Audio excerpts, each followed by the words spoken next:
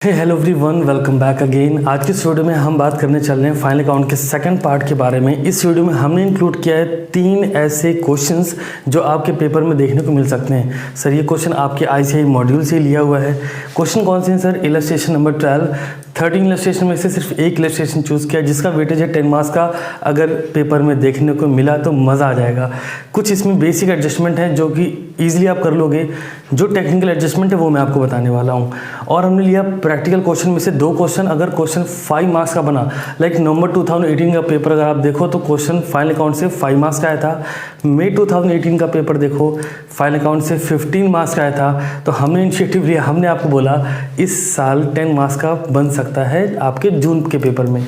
अब question number 1 जो कि 10 मार्क्स के लिए आ सकता है, ये 3 क्वेश्चन अगर आप कॉन्सेप्चुअली समझ के जाते हो पेपर में तो आपको ज़रा भी टेंशन नहीं लेनी पड़ेगी और बहुत ईजिली आप हाईएस्ट मार्क्स स्कोर कर सकोगे।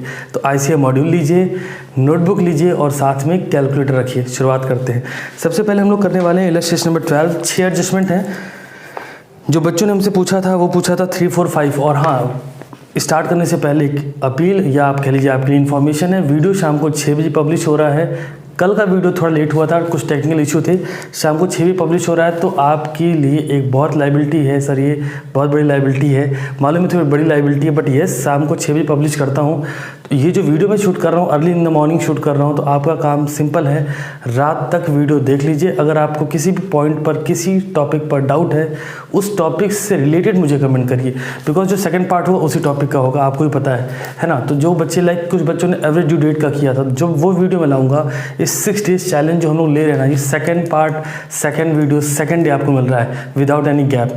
तो हम लोग यही कर रहे हैं। आपको क्या करना है, आज ये वीडियो देख रहे हैं तो आपको उससे रिलेटेड टॉपिक कमेंट में मुझे बताने का डाउट है। तो चलिए शुरुआत करते हैं। इलस्ट्रेशन नंबर 12 में सबसे पहले एडजस्टमेंट नंबर 3। बहुत ही सिली मिस्टेक की है बच्चों ने। मैं आपको बोलूँगा जिन बच्चों के आंसर नहीं आ रहे थे वो करना क्या है। इसमें लिखा क्या हुआ है, 2 month rent for godown is outstanding. Question जब आप पढ़ेंगे तो आपको ध्यान रखना, सबसे पहले स्टार्टिंग लाइन हमें ज़रूर पढ़नी है कि ईयर एंड क्या है। बिल्कुल ज़रूरी नहीं है कि 31 मार्च दिया जाए, 31 जून, 31 जुलाई, 31 दिसंबर, कोई भी डेट हो सकती है। कोई प्रोडक्शन लेके मत चलिए कि 31 मार्च पे आपने प्रैक्टिस करी और क्वेश्चन के स्टार्टिंग लाइन में अगर 31 जुलाई कर दिया और आपने उसको मिस्टेक किया तो मिसलीड कर जाओगे, सारी कैलकुलेशन आपकी गड़बड़ होने वाली है। तो ध्यान रखो। जो आपको थर्ड पॉइंट है एडजस्टमेंट में, 2 month rent for godown is outstanding. तो हमें फटाफट चेक करना है। रेंट फॉर गोडाउन की वैल्यू दी गई है 55,000। चलिए देखते हैं। तो हमने लिया है अभी इलस्ट्रेशन नंबर 12 और इसका एडजस्टमेंट नंबर हम कवर कर रहे हैं 3। ओके, तो हमको लिखा गया है क्वेश्चन में रेंट फॉर गोडाउन वैल्यू दी गई है 55,000 और सर एडजस्टमेंट में लिखा गया है 2 month rent for godown is outstanding. बड़ा सिंपल है। अगर 2 मंथ की आउटस्टैंडिंग है, आउटस्टैंडिंग फॉर 2 मंथ, आप ऐसे लिखोगे नहीं, आपको वर्क नोट बड़ा क्लियरली मेंशन करना है। मैं आपको कॉन्सेप्ट बता रहा हूँ इसलिए ऐसा हो रहा है। तो रेंट फॉर गोडाउन 55,000 है। अब ऑब्वियस सी बात है, ये कितने मंथ का होगा? फॉर 10 मंथ, ठीक बात है। और आउटस्टैंडिंग है 2 मंथ का, दैट्स वाई ये 10 मंथ का हुआ। तो हमको क्या करना है, सिंपली कैलकुलेट करना है रेंट फॉर 1 मंथ, है ना। थोड़ा सा बच्चों टाइप है, देख लो। लेकिन 55,000 डिवाइड बाई 10, सर 1 मंथ का रेंट क्या आएगा? 5,500। कितने मंथ का आउटस्टैंडिंग है? 2 मंथ का। तो आउटस्टैंडिंग वैल्यू कैसे आएगी? मल्टीप्लाइड बाई 2, वैल्यू आ रही है 11,000। ठीक है जी, आपको समझ आ गया होगा। अभी करना क्या है इसका ट्रीटमेंट। आउटस्टैंडिंग जो है ये आप जब प्रॉफिट एंड लॉस अकाउंट बना रहे होंगे तो डेबिट साइड में आप लिखोगे to rent for godown 55,000 plus outstanding rent for godown, लिखना ना भूलें, रेंट फॉर गोडाउन 11,000 और अमाउंट कॉलम में आप इसका टोटल मेंशन कर दोगे। ठीक है जी, पहला पार्ट तो ये करना है। सेकंड, क्योंकि आउटस्टैंडिंग है, रेंट फॉर गोडाउन लिखना नहीं भूलना है। रीज़न बीइंग कि रेंट आपको 2 दिए हो सकते हैं और इवन आपके क्वेश्चन में भी आई थिंक 2 दिया है। यस, रेंट एंड टैक्सेस भी दिया है, रेंट फॉर गोडाउन भी दिया है। तो ये दोनों सेपरेट करेंगे आप। आउटस्टैंडिंग रेंट फॉर गोडाउन अभी ये कहाँ दिखाओगे आप? बैलेंस शीट की लाइबिलिटी साइड में, वैल्यू 11,000। सो एडजस्टमेंट नंबर 3 हमने कर लिया है। एडजस्टमेंट नंबर 4 की बात कर लेते हैं। चलो, एडजस्टमेंट नंबर 4 है interest on loan from Vishwanath is payable eight 12% per annum. This loan was taken on 1 में। अभी देखो फर्स्ट में को लोन लिया गया, ऑब्वियस सी बात है हमारा फाइनेंशियल ईयर, क्वेश्चन की स्टार्टिंग लाइन अगर आप देखेंगे तो लिखा हुआ है 31 मार्च को क्लोजिंग हो रही है, मीन्स हमारा जो फाइनेंशियल ईयर होगा वो सर कब से कब होगा, 1 अप्रैल टू 31 मार्च होगा। बहुत ऑब्वियस है, सबको समझ आ रहा है। ओके अभी ध्यान क्या रखो, बोलता है कि लोन लिया हुआ है 1 मई को, तो हमको सर सबसे पहला काम क्या करना है, तुरंत भावुक नहीं हो जाना है। सबसे पहले क्या कर लीजिए, ज़रा ये देख लीजिए कि जो रेंट की बात कर रहे हैं लोन लिया कब था, तो लिख लेंगे पहले हम लोन का अमाउंट है sir, loan from Vishwanath ji 3 lakh rupees. Okay 3 lakh का लोन ले रखा है। आगे जरा देख लेते हैं, लोन कब लिया है सर, 1 मई को लिया है।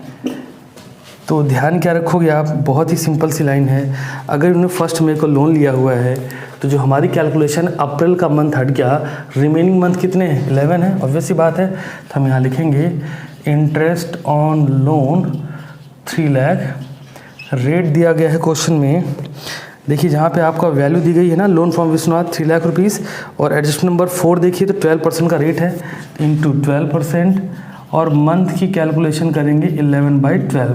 ठीक है, कैलकुलेटर जरा रख लीजिए, आंसर ईजिली आ जाएगा। ठीक है जी, ओके तो 3 lakh into 11% into 3 lakh into 12% into 11/12। Okay value आ रही है ये 33,000। चलो 33,000 की वैल्यू है, और अगर आप क्वेश्चंस को और अच्छे से रीड करें तो हमें लिखा गया है क्वेश्चन में, ऑलरेडी पे कर रखा है इन्होंने, उसी के ठीक नीचे रेंट फॉर गोडाउन के नीचे देखिए इंटरेस्ट लोन फ्रॉम विश्वनाथ 27,000। ठीक बात है जी, पे कर देंगे, लेस करिए, ऑलरेडी पेड 27,000। तो बहुत ही सिंपल है, 6,000 का रेंट क्या है सर, आउटस्टैंडिंग है। अभी ट्रीटमेंट की अगर हम बात करें, हमें कैसे करना कैसे होगा, पॉइंट नंबर 1 हम जाएंगे प्रॉफिट एंड लॉस अकाउंट के डेबिट साइड में, क्या लिखेंगे वहाँ पे, लिखेंगे हम interest on loan from Vishwanath, या इंटरेस्ट ऑन लोन लिखेंगे तो भी चल जाएगा, बट अगर क्वेश्चन में लोन 2 तरह के हों तो आपको सेपरेटली मेंशन करना ज़रूरी है। Interest on loan from Vishwanath यहाँ पे क्या लिखना है आपको, 27,000 which is already given your trial balance debit side, plus outstanding interest जो कि आपने कंप्यूट करा है 6,000 का, अमाउंट कॉलम में 33,000। तो फर्स्ट अप्रोच हो गई। सेकंड, बैलेंस शीट में लाइबिलिटी साइड में जाएंगे और लिखेंगे outstanding interest on loan from Vishwanath, value 6,000। देखो एक होता है ना बच्चों टाइप वर्क जो क्लास 11th में आपने करा हुआ है और उसमें बच्चे थे तो चला, बट जब आप फाउंडेशन लेवल पे आ चुके हो तो आपको थोड़ा सा मैच्योर अप्रोच यूज़ करनी है। हम लोग वहाँ पे क्या करते थे, हम सीधा लाइक रेंट है तो रेंट लिखना है, बट यहाँ पर आप देख रहे हो कि रेंट एंड टैक्सेस अलग है, रेंट फॉर गोडाउन अलग है, तो हमको सेपरेटली पूरा नेम मेंशन करना होगा। इवन अगर मैं बोलूँ तो आपके प्रैक्टिकल क्वेश्चन नंबर 2 में बहुत ही प्रैक्टिकल अप्रोच दी गई है जो कि रियल लाइफ में होता है, अभी हम डिस्कस करेंगे उसको भी। तो चलिए ये तो आपको समझ आ गया। अब जरा एडिशन नंबर 3 को रफ कर लेते हैं। ओके तो 3 और 4 हमने कर लिया है, अब बारी है एडजस्टमेंट नंबर 5 की। चलिए जी, एडजस्टमेंट नंबर 5 है आपका रिजर्व फॉर बैड डेब्ट is to be maintain at 5% on sundry debtors. अच्छी बात है। तो आपने अगर पार्ट 1 देखा है तो मैंने वहाँ पे आपको उसका ट्रीटमेंट समझा रखा था, क्या था आइए लिख के देखते हैं। हम लिखते हैं टू बैड डेब्ट कहाँ पे, प्रॉफिट एंड लॉस के डेबिट साइड में। पूरा फॉर्मेट भी बताऊंगा और उसी पर आपको ये अमाउंट रख के दिखाऊंगा। टू बैड डेब्ट फिर हम करते क्या है सर, ऐड फर्दर बैड डेब्ट। ध्यान रखो अगर वैल्यू नहीं दिखी तो आप नहीं लिखोगे, अभी मैं फॉर्मेट के अकॉर्डिंग बता रहा हूँ इसलिए लिख रहा हूँ। फिर ऐड करना है हमें new provision for bad and doubtful डेब्ट लेस ओल्ड प्रोविज़न। अब जरा जल्दी से बता दो मैंने कहाँ कहाँ बोला था कि ये डिजिट्स रखे रहेंगी, आइए वो भी देख लेते हैं फटाफट से। मैंने आपको बता रखा था कि बैड डेब्ट दिया होगा ट्रायल बैलेंस के डेबिट साइड में, ठीक है। फर्दर बैड डेब्ट दिया होगा एडजस्टमेंट में, वो भी इन रुपीज़। न्यू प्रोविज़न दिया होगा एडजस्टमेंट में, वो भी इन परसेंटेज। ओल्ड प्रोविज़न दिया होगा ट्रायल बैलेंस के क्रेडिट साइड में। चलिए जी, अब आपके क्वेश्चन की बात कर लेते हैं, जल्दी देखते हैं। बैड डेब्ट की वैल्यू दी गई है आपको 20,000 रुपीज़, ठीक है जी। ये आपके जनरल ऑफिस एक्सपेंस के ठीक नीचे है 20,000, तो लिख दीजिए 20,000, क्योंकि घर से तो कुछ लग नहीं रहा, इसलिए टेंशन होनी नहीं चाहिए। फर्दर बैड डेब्ट की वैल्यू नहीं दी गई है तो आपको लिखना भी नहीं है, मैं फॉर्मेट के हिसाब से बता रहा हूँ। थर्ड, अभी आपका जो न्यू प्रोविजन है वो 5% ऑन डेटर्स। तो ज़रा देखो डेटर्स की वैल्यू है कितनी। डेटर्स आपको स्टार्टिंग में लिखा हुआ है कैश एट बैंक के नीचे 8,60,000। सर कैलकुलेटर यूज़ करिए फटाफट से। 8,60,000 की वैल्यू है, इसका 5% 43,000 आएगा। ओके, तो ये लिखना है हमको 43,000। सर कैसे आया? डेटर्स इनटू न्यू प्रोविज़न, ठीक बात है, 43,000। अभी ऐड कर लेंगे, ये हो रहा है 63,000। सर लेस क्या करना है? Old provision which is already given your question trial balance credit side. ध्यान रखो क्रेडिट साइड में आपको चेक करना है, तो क्रेडिट साइड में हमें लिखा गया है प्रोविजन लोन फ्रॉम विश्वनाथ के नीचे प्रोविजन फॉर बैड डेब्ट 30,000। लेस करेंगे 30,000, अमाउंट कॉलम में कितना जाएगा sir? 33,000। So very simple, profit loss के डेबिट साइड में ही चला गया। और ध्यान रखना मैंने आपको क्या बोला था, एज्यूम करो यहाँ 30,000 ना होकर 70,000 होता। सर क्या करते हम लोग फिर? मैंने आपको कल की वीडियो में बोला था कि अगर आपका प्लस का सेक्शन ज़्यादा है तो हम पीएल के डेबिट शो करते हैं, अगर माइनस की वैल्यू ज़्यादा होगी तो पीएल के क्रेडिट में शो करना। दैट्स वाई इसको आप वर्किंग नोट में चेक कर लेना। ओके, तो प्रॉफिट लॉस का डेबिट साइड शो कर दिया, देन आप क्या करोगे? बैलेंस शीट सेकंड नंबर पे इसको शो करना है। बैलेंस शीट में क्या करना है हमें? सिंपल है, एसेट साइड में जाएंगे, लिखेंगे हम डेटर्स, क्योंकि फर्दर बैड डेब्ट नहीं है तो लेस नहीं करेंगे, सिंपली लेस करेंगे न्यू प्रोविज़न। ठीक है जी, अभी डेटर्स की वैल्यू है 8,60,000। अभी लेस क्या करना है? न्यू प्रोविज़न लेस करना है आपको 43,000। जो वैल्यू आए उसे अमाउंट कॉलम में शो कर दीजिए। सो होप आपको इलस्ट्रेशन नंबर 12 समझ आ गया होगा। ये 3 एडजस्टमेंट जो मुझसे आप लोगों ने पूछे थे 12 हो चुका है। अब बारी है आप प्रैक्टिकल क्वेश्चन नंबर 1 ओपन करो। क्वेश्चन नंबर 1 बहुत ही इंपॉर्टेंट है और क्वेश्चन नंबर 2 उससे भी ज़्यादा इंपॉर्टेंट। अगर 5 मार्क्स में बनता है यकीन मानो 2 या 1 अगर 10 मार्क्स में बनता है देखने को मिल ही सकता है ना। तो चलो फटाफट से बुक ओपन करो और प्रैक्टिकल क्वेश्चन नंबर 1 ओपन कर लो। शुरुआत करते हैं। ओके, क्वेश्चन नंबर 1 में जो एडजस्टमेंट हमसे आप लोगों ने पूछे हैं उनको जल्दी से रीड कर लीजिए। मैं एडजस्टमेंट के नंबर बता देता हूँ, इवन आपको भी डाउट्स होंगे वो, और मैं ये भी कह सकता हूँ कि कुछ अमाउंट में भी मिस्टेक है। ठीक है जी, तो इसका ध्यान रखो। आईसीआई की बुक में है प्रिंट डजेंट मीन कि सब सही होगा, क्योंकि प्रिंट सीए ही नहीं करते हैं, प्रिंट सर मशीन करती है। जो प्रिंट होगा उसको मिल गया वो बुक में प्रिंट हो जाता है। तो ये मान के मत बैठो कि बुक प्रिंट हुई है तो सब एकदम परफेक्ट होगा। जैसे मैं बताता हूँ आपको, इंटरेस्ट रिसीव के अमाउंट में मिस्टेक है, वो 72,500 नहीं होना चाहिए, वो होना चाहिए 7,250। रिपीट कर रहा हूँ, देखो क्वेश्चन नंबर 1 में इंटरेस्ट रिसीव के अमाउंट में है मिस्टेक, इसका वैल्यू होना चाहिए 7250। सर अपनी फैकल्टी से चेक कर लीजिएगा, है ना। जो बता रहा हूँ परफेक्ट है, आप डाउट मत रखो, क्योंकि मैं जब भी आपको कुछ चीज़ बताऊँगा तो मैं उसकी कैलकुलेशन भी आपको यहाँ दिखाऊँगा भी कि क्यों ऐसा है। चलो अब आप बात कर लेते हैं कौन कौन से एडजस्टमेंट आपने मुझसे पूछे हैं। तो आपने मुझसे पूछे हैं क्वेश्चन नंबर 1 में एडजस्ट नंबर 6, एडजस्ट नंबर 7, पूछा तो 8 भी है, but 8 is a combination of 6 and 7। So cut करते हैं, 6 एंड 7 करके देखते हैं। ठीक है जी, और भी एडजस्टमेंट तो आपने मुझसे नहीं पूछा है। तो चलो 6 एंड 7 देख लेते हैं फटाफट से। 6 नंबर बोला गया interest paid include 3,000 paid to Dena bank. Okay, लिखते हैं जरा। तो यहाँ मिस्टेक थी, आपने चेक कर लिया। ओके, अभी एडजस्टमेंट नंबर है आपका 6, यहाँ लिखा गया है interest paid to Dena bank include, value दी गई है 3,000 रुपीज़। ओके, अब जो बताने चलो ध्यान देना, हमें क्या करना है, जब ऐसी लाइन लिखी हो कि इंक्लूड तो हमें सबसे पहले वो हेड देखना है। तो इंटरेस्ट पेड दिया गया है यहाँ पर 4,500, इंक्लूड छोड़ दो। अब जरा आप ये कंप्यूट करो कि लोन फ्रॉम देना बैंक था कब।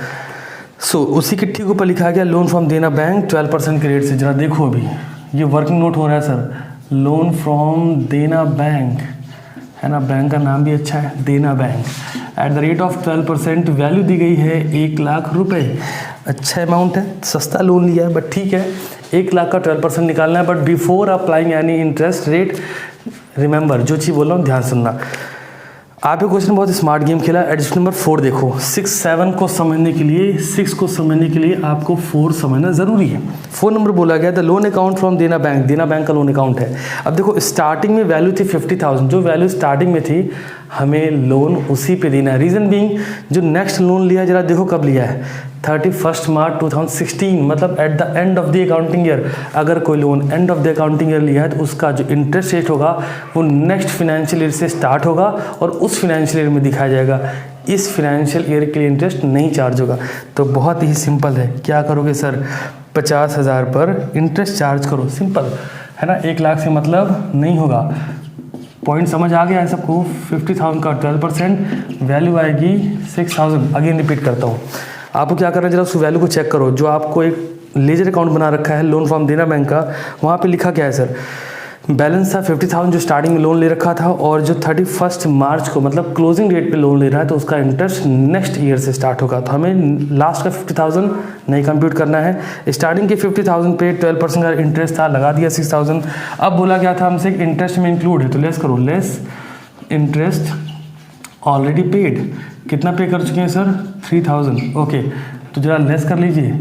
अभी टोटल अमाउंट देना है 6,000, 3,000 ऑलरेडी पेड है, तो रिमेनिंग जो बच रहा है 3,000, ये क्या है सर, आउटस्टैंडिंग है।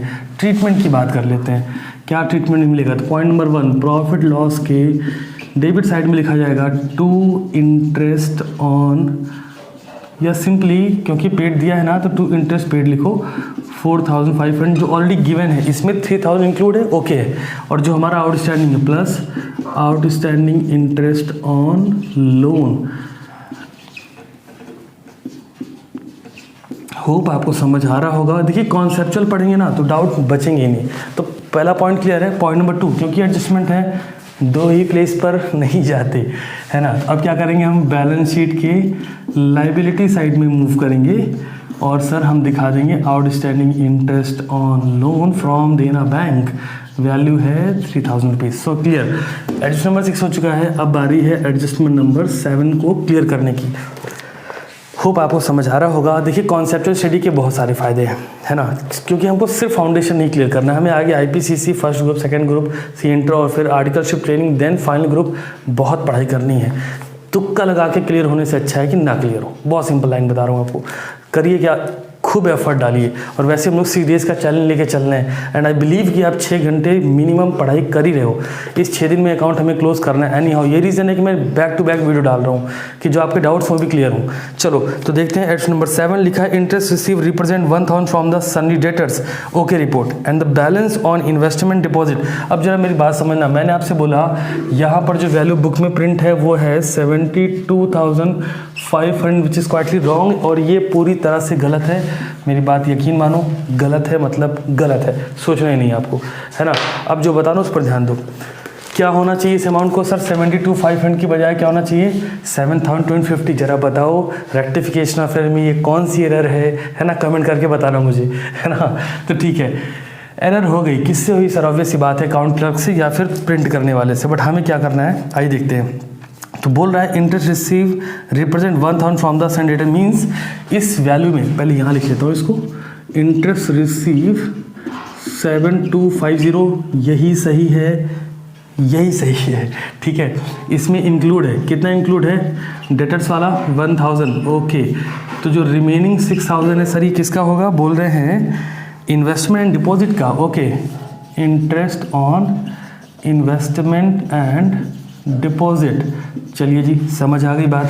अब क्या करना है हमको सिंपली देखना है कि डिपॉजिट इन्वेस्टमेंट कितने अमाउंट का था, क्या रेट ऑफ इंटरेस्ट था, किस डेट पर किया गया था, और टोटल इंटरेस्ट कितना आ रहा है। हम टोटल इंटरेस्ट निकालेंगे, ऑलरेडी रिसीव्ड है माइनस करेंगे, रिमेनिंग अमाउंट एक्रूड होगा। ध्यान रखो, इनकम अगर मिलनी बाकी है तो हम बोलते हैं एक्रूड, अगर एक्सपेंसेस देने बाकी हैं तो हम बोलते हैं आउटस्टैंडिंग, ठीक है। सो करके देखते हैं जरा। सबसे पहले हमको क्या करना है सर, इंटरेस्ट ऑन इन्वेस्टमेंट। देखो इन्वेस्टमेंट की वैल्यू दी गई है 25,000, चलो लिखते हैं इंटरेस्ट ऑन इन्वेस्टमेंट 25,000। अब हमारा पहला स्टेप क्या है, रेट, तो रेट दिया गया है 5%, है ना। जल्दबाजी बिल्कुल मत करना करते वक्त। अगला दूसरा स्टेप क्या होना चाहिए, कब इन्वेस्ट किया था, तो 1 अप्रैल था, मतलब होल ईयर के लिए होगा, तो टेंशन नहीं, सिंपली 5%, है ना, 1,250 आ जाएगा। चलो अगला देखते हैं। अगला हमारा है डिपॉजिट, तो ये किया गया है अगेन 1 अप्रैल को है, तो पूरी कैलकुलेशन चलेगी। वैल्यू है 1,50,000, ओके। इंटरेस्ट ऑन डिपॉजिट 1,50,000 का इंटरेस्ट रेट दिया गया है 10%। ठीक बात है जी। तो ये आ रहा है 15,000। चलो अभी टोटल कर लो 16,250। तो बात समझ आ रही। टोटल इंटरेस्ट हो रहा है 16,250 रुपये, विच ऑलरेडी रिसीव्ड 6,000 है ना। ओके, इसमें थोड़ी मिस्टेक है, अमाउंट चेक करना ज़रा। 6,250 तो लेस करेंगे, ऑलरेडी रिसीव्ड 6,250, तो इसको हम कर लेंगे माइनस, क्यों, पैसे पहले मिल चुके हैं। तो अब जो बैलेंस अमाउंट है वो कितना है, 10,000 लिखेंगे क्या, एक्रूड इंटरेस्ट। सर कॉन्सेप्ट बहुत मज़ा आता है अगर आपने समझ के लगाया हो। ठीक है, तो 10,000 का एक्रूड इंटरेस्ट है। आइए जरा बात कर लेते हैं ट्रीटमेंट की, है ना। हम अकाउंटेंट भी करते हैं ट्रीटमेंट, चलो भाई करते हैं इलाज। तो आई है इलाज की बारी। ऑब्वियस सी बात है, एडजस्टमेंट सिर्फ 2 ही जगह नहीं जाते, बट यस ये 2 जगह जाएगा। पॉइंट नंबर फर्स्ट, सबसे पहले क्या करेंगे, प्रॉफिट लॉस के डेबिट साइड में जाएंगे। पॉइंट नंबर 1 लिखेंगे, रिसीव हो रहा है तो डेबिट में नहीं जाएंगे, ध्यान रखो, रिसीव है, इनकम है, इनकम है तो क्रेडिट साइड है। अब क्या करेंगे, सबसे पहले लिखना है क्रेडिट साइड में बाई इंटरेस्ट रिसीव्ड। सर कितना लिखोगे, जितना दिया है 7,250 प्लस एक्रूड 10,000। कैसे लिखेंगे, 7,250 plus accrued interest 10,000, amount column में 17,250। ठीक है जी। पॉइंट नंबर 2, अब जाएंगे बैलेंस शीट में, पैसे मिलना बाकी है तो है एसेट्स, लिखेंगे एसेट साइड में क्या यूज़ करेंगे, सिंपली लिखेंगे एक्रूड इंटरेस्ट, वैल्यू कितना मिलना बाकी है 10,000। जरा ट्रीटमेंट चेक कर लें क्या क्या गया है। जरा देखना, पीएल क्रेडिट साइड में बाई इंटरेस्ट लिखा है 17,250। इफ़ आई एम रॉन्ग तो वहाँ पे 17,250 की बजाय क्या लिखना चाहिए था, 72,500, which is already printed in your question. ठीक बात है। तो 17,250 कैसे आया वो आपको कॉन्सेप्ट बता दिया मैंने। अब जरा बैलेंस शीट में जाके देखो, बैलेंस शीट में लिखा है एसेट साइड में interest accrued on investment deposit 10,000। ठीक बात है, 10,000। तो कॉन्सेप्ट होप क्लियर हो चुका होगा।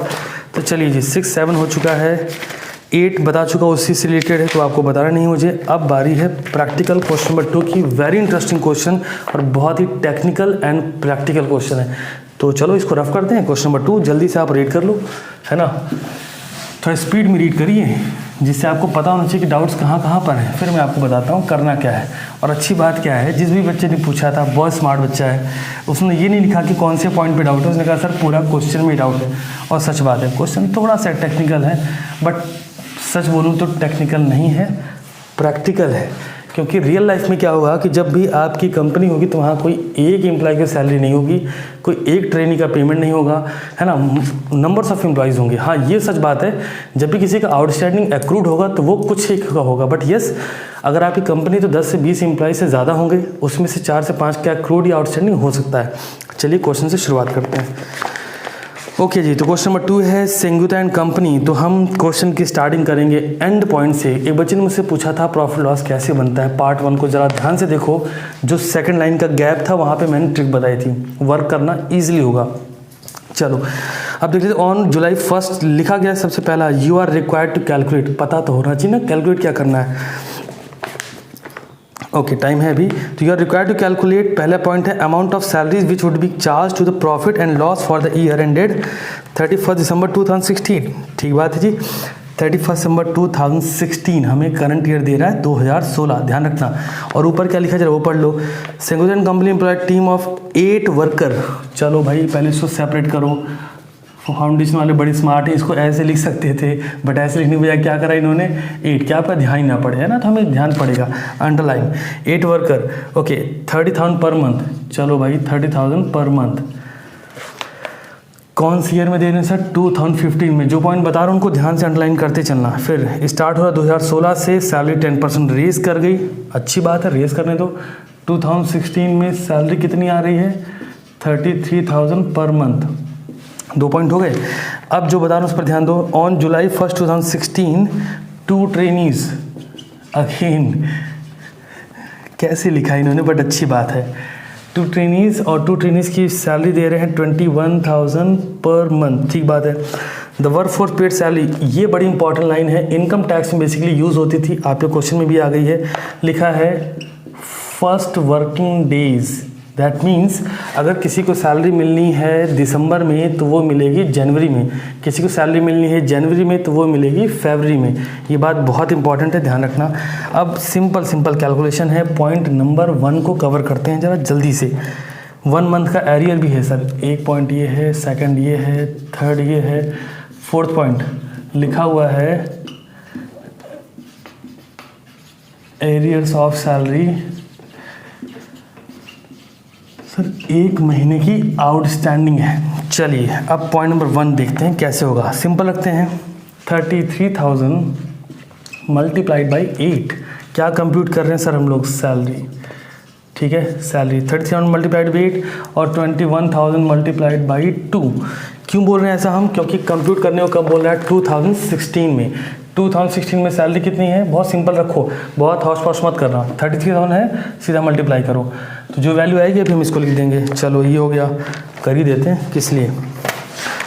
33,000 मल्टीप्लाइड बाई 8, वैल्यू आ रही है 2,64,000। चलो भाई ये चीज़ हो गई। इसके अलावा क्या करना है सर? 21,000, ओके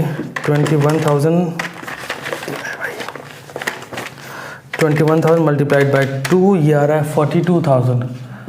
चलो इसको एडिशन कर लेंगे, 2,64,000 प्लस 42,000, ये हो रहा है 3,06,000। पॉइंट नंबर 1 क्लियर हो चुका होगा आपको। पॉइंट नंबर 2 ले लेते हैं फटाफट से। पॉइंट नंबर 2 बोला गया है आपसे क्वेश्चन में, अमाउंट एक्चुअली पेड। ओके 2016 में एक्चुअली कितना पे किया है? तो जरा देखो 2016 में जो पेमेंट हमें करनी, 15 की पेमेंट इंक्लूड करनी होगी। तो जरा लिखते हैं 2015 में सर सैलरी कितनी थी? 30,000 थी सर। कितने वर्कर्स की? 8। अब जरा ध्यान देना इस लाइन को, Feb टू दिसंबर 2016 पेमेंट होगा। अभी मैंने बताया था ना फर्स्ट वर्किंग डे, इसका ध्यान रखो। तो मैंने आपको क्या बोला? जिसको सैलरी मिलनी है जनवरी में उसको मिलेगी फरवरी में, जिसकी सैलरी होनी है ड्यू नवंबर में उसकी सैलरी ड्यू होगी दिसंबर में। तो Feb टू दिसंबर सर कितने मंथ होते हैं? ऑब्वियस बात 11 मंथ होते हैं। तो जो सैलरी इंक्रीज हुई है वो है, देखो क्यों मैं ऐसा बोल रहा हूँ, लिखा हुआ है at the start of 2016 the company raised salary by 10% to 33,000 per month। Start मतलब जनवरी के बाद स्टार्ट करा है, ठीक है। तो Feb टू दिसंबर जाएगा 33,000 इंटू कितने हैं वर्कर? 8। कितने मंथ की? 11। Okay next point. अभी जो अगला पॉइंट है हमें वो पे करना पड़ेगा अगस्त से दिसंबर। क्यों पे करना पड़ेगा जरा ध्यान दो। On July 1 2016 the company hire 2 trainee. जुलाई में हायर करा था तो सैलरी कब से बनेगी? अगस्त से दिसंबर, ठीक है। वैल्यू कितनी है? 21,000 मल्टीप्लाइड बाई कितने ट्रेनी है सर? 2 ट्रेनी है। कितने मंथ का हुआ सर? अगस्त दिसंबर 5 मंथ हुआ। कंप्यूट कर लेंगे इसको, कितना आ रहा है उसको लिख देंगे। चलो भाई चेक करते हैं। पहला हो रहा है आपका 2,40,000, ओके। देन 33,000 इंटू 8 इंटू 11, ये वैल्यू आ रही है 29,04,000। थोड़ा क्लियर कट लिखते हैं, 29,04,000, कॉमा ज़रूर यूज़ करिएगा। 21,000 मल्टीप्लाइड बाई 2 इंटू 5, ये आ रहा है आपका 2,10,000। टोटल एडिशन कर लीजिए, ठीक है जी। एक सेकेंड जरा इसके पॉइंट्स को भी देख लेते हैं। ठीक है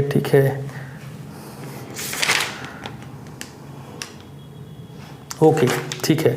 अब जरा देख लेते हैं इसमें वैल्यू क्या निकाली गई। फर्स्ट वाले हम लोग 12 मंथ नहीं लगाया है, 12 मंथ का कंप्यूटेशन भी करिएगा, टोटल वैल्यू आ जाएगी। अब जरा देख लेते हैं इसमें जो हमारे क्वेश्चन बोला गया है इसका टोटल की वैल्यू आ रही है आपकी, ओके। टोटल हो रहा है 2,40,000 प्लस 29,04,000 प्लस 2,10,000, वैल्यू हो रही है 33,54,000। तो कॉन्सेप्ट क्लियर रखिए। हमें क्वेश्चन में पहले इन पॉइंट्स को अंडरलाइन करना है जो मैंने आपको 4 पॉइंट बताए हैं, ठीक है जी। तो 2 हो गया। पॉइंट नंबर 3 जो हमें कंप्यूट करना है वो चेक कर लेते हैं। इधर कर लेते हैं पॉइंट नंबर 3। चलो हाँ, जो मैं आपको लिख के बता रहा हूँ थोड़ा टाइम सेव कर रहा हूँ, आपको प्रॉपर्ली सुंदर सुंदर लाइनों में लिखना है ना, जैसा बोल रहा है। अमाउंट ऑफ सैलरी तो लिखो amount of salary for the year ended 31 December 2016, बढ़िया सा लिखो और लिखा दो, ठीक है। 12 से मल्टीप्लाई यहीं पे कर लेना चाहे आप सेपरेटली, और टोटल अमाउंट यहाँ पे सेपरेट दिखा देना। फिर सेकंड के लिए ऐसी लाइन लिखो actually amount paid, amount actually paid as salary during 2016। तो अभी 16 पे करना है, 15 की वैल्यू लेके पे करना है। थर्ड पॉइंट देखते हैं, outstanding starting salary as on 31 December 2016। चलो जी, अभी कितने मंथ का आउटस्टैंडिंग है? 1 मंथ का है। आओ कर लेते हैं। Outstanding salary for 1 month, starting बोला था ना 1 मंथ का एरियर है, तो सिंपल रखो 33,000 रुपीज़ सैलरी है 2016 में, तो हम 16 का कंप्यूट कर रहे हैं, तो इन्हीं का आउटस्टैंडिंग होगा। कितने एम्प्लॉयज़ हैं? 8 हैं, तो सबका 1 मंथ का बोला है, ये नहीं कि 1 एम्प्लॉय का, ठीक है ना। सिंपल मल्टीप्लाई करो अगेन। अभी नेक्स्ट पॉइंट क्या है, जो ट्रेनी है उनकी सैलरी कितनी है? 21,000। कितने ट्रेनी है सर? 2 ट्रेनी है। कितने मंथ का आउटस्टैंडिंग है? 1 मंथ का। अगेन बोलूँगा, ध्यान ना, प्रॉपरली हम मेंशन करेंगे, है ना। वर्कर सैलरी, ट्रेनी सैलरी, और अच्छे से लिखेंगे तो अब बढ़िया शब्दों में, है ना। मल्टीप्लाई कर लेते हैं। ओके, तो 33,000 इंटू 8, ये वैल्यू आ रही है 2,64,000, ये आएगा 42,000। टोटल कर लेंगे, ये वैल्यू आ रही है टोटल आपकी, हट जाओ भाई, 3,06,000। सो आपके जो आपने मुझे क्वेश्चंस दिए थे, क्वेश्चन नंबर 1 हो गया है, 2 हो गया है, 10 हो गया। ओके, सो अगेन रिपीट करूँगा, आपको 2 काम करने हैं सर, बहुत इंपॉर्टेंट है, और वो ये हैं कि आपको वीडियो देखने के बाद ये क्वेश्चंस पूरा फुल फ्लैट क्वेश्चन खुद से प्रैक्टिस करिए। सर कितना टाइम लगना चाहिए? More than 15 minutes to 20 minutes, ये मैक्सिमम टाइम बता रहा हूँ आपको। ये बहुत मतलब बहुत ज़्यादा लगा तो, क्योंकि आपको कैलकुलेटर अलाउड है, तो कोशिश करिए मिनिमम 10 to 15 मिनट्स में आप क्वेश्चन को क्लोज करिए। 10 से 15 मिनट मोर देन सफिशिएंट है। तो ये टॉपिक हो गया। कल आपको एक नया और शानदार टॉपिक देखने को मिलेगा। टिल देन मज़े करिए जितने करने हैं, लेकिन अगेन ध्यान रखना, हमारा ये एफर्ट होना ही चाहिए। 6 डेज चैलेंज में आज का दिन है 2nd जो हमने कवर किया है। तो होप आपको मज़ा आ रहा होगा। Wish you very good luck. 6 घंटे निकालो, सुबह निकालो, शाम निकालो, रात में पढ़ो, पढ़ना है तो पढ़ना है, दैट्स इट, है ना। गुड लक, मिलते हैं नेक्स्ट वीडियो में बहुत जल्द।